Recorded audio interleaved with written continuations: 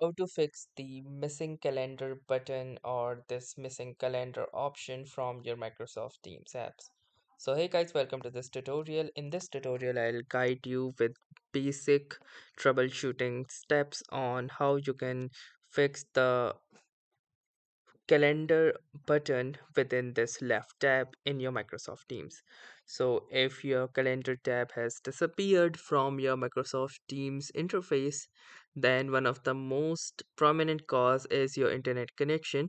So make sure that your internet connection is working fine. And if that is working fine, you can simply try rebooting your Windows system. Try restarting your computer system, and hopefully that will clear out any bugs that you are facing. Apart from that, you can also try reinstalling the Microsoft Teams applications. So you can simply uninstall it from the Windows setting and try reinstalling it, and hopefully this will solve your issue.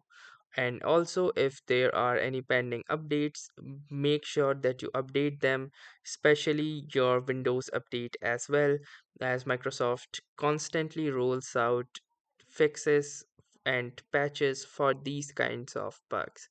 So try one of them and hopefully you will not see this issue again. So that was all for this tutorial. Thanks for watching and have a nice day.